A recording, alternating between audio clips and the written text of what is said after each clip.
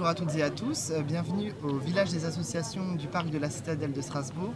Je représente le collectif humaniste qui a un stand sur ce bel événement d'un regroupement d'associations. Et aujourd'hui, si je suis ici, c'est pour interviewer les différentes associations qui sont présentes sur ce village des associations. Ça fait beaucoup d'associations.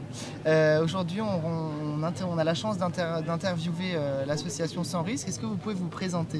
Oui, bonjour à tous et à toutes, je suis Juliette, je suis la cofondatrice et la coprésidente de Sans Risque.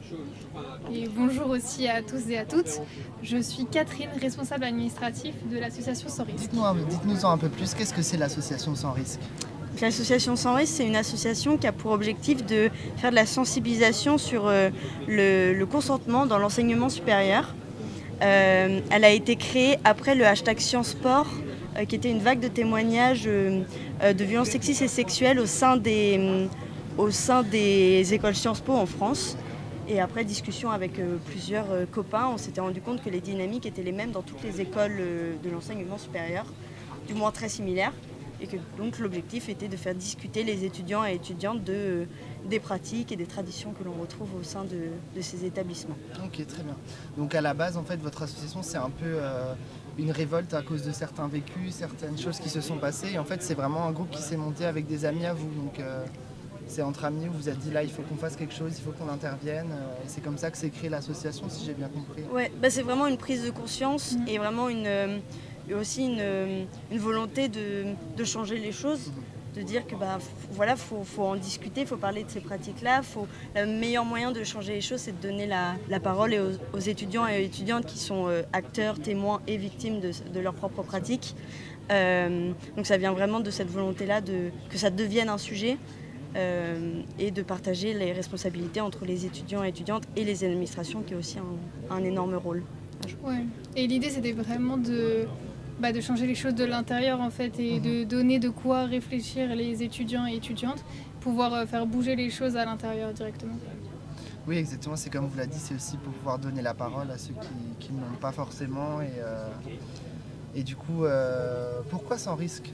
Qu'est-ce que ça signifie Sans Risque, écrit de cette manière, et comment est venue l'idée de ce nom d'association Donc Sans Risque, S-E-N et risque, donc ça vient au début de sensibilisation au comportement à risque qu'on a contracté. Okay. Donc voilà, c'était dans tout le brainstorming qu'on avait eu à l'époque, c'était le mot qui sonnait le mieux et qu'on a gardé à la fin. Okay.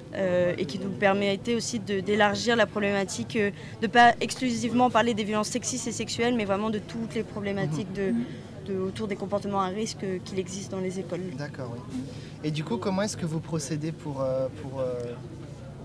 quel est votre champ d'action ? Est-ce qu'on vous contacte quand il y a des problèmes qui arrivent dans certains établissements ? Ou comment est-ce que ça fonctionne au niveau de... Vous essayez juste de sensibiliser au maximum ? Est-ce que vous avez une ligne pour la parole ? Est-ce que vous répondez à certains messages sur les réseaux, ou comment est-ce que vous fonctionnez au sein de votre association ? Alors du coup, on intervient dans les écoles. Alors soit c'est nous qui venons vers elles et qui proposons notre démarche. Ça nous arrive aussi qu'il y ait des écoles qui nous ont contactés elles-mêmes pour qu'on intervienne. Et en fait, l'idée, c'est d'intervenir à la rentrée en septembre, avant les week-ends d'intégration, idéalement, justement pour agir avant que les moments de vraie crise. Et notre but, c'est vraiment d'intervenir et de sensibiliser. Donc, on a des ateliers d'intervention de 1h30 à 2h avec différents ateliers, différentes thématiques. On aborde le consentement, on aborde aussi des chiffres clés sur le consentement, les violences sexistes et sexuelles. On aborde également tout ce qui est les façons d'agir et de prévenir justement quand il y a des mécanismes avec des témoins, des agresseurs et des victimes. Comment agir, comment aider la victime, comment aider avant, après. Voilà, on a tout ça, des petites actions au cours de nos ateliers. Et du coup, quel est le futur de Sans Risque ? Comment est-ce que vous aimeriez vous développer, ou comment est-ce qu'on peut vous aider aujourd'hui à travers cette interview ? Alors donc là, ça fait 3 ans qu'on a mis en place cet atelier vraiment avec des petits groupes d'étudiants, et ça prend vraiment sa place et c'est vraiment ce qui est en train de se développer.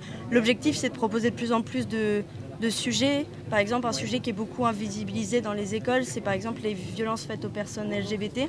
C'est vraiment un sujet qui n'apparaît quasiment pas.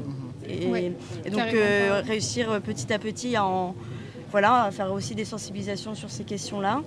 On aimerait, il y a beaucoup de choses, c'est en pleine discussion. Ouais, effectivement, de sensibiliser à ces thématiques-là sur la communauté LGBT, parce que ça revient aussi dans l'envie des étudiants d'avoir des animations comme ça. Et c'est vrai que dans 1h30 ou 2 heures, on n'a pas le temps d'aborder tous les sujets.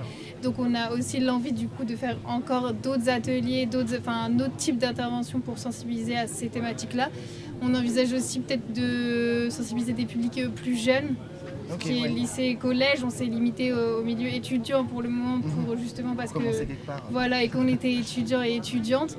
Mais c'est vrai que ça peut être une idée, mais c'est vrai qu'on fourmille vraiment de beaucoup d'envie et d'évolution tout le temps.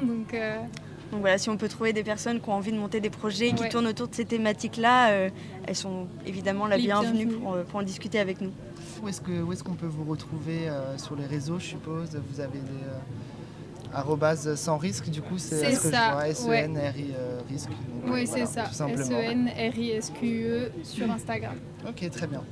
Vous avez envie de partager d'autres choses avec la communauté avant que l'interview se termine ou Bah écoutez, on vous attend, tout simplement, vraiment.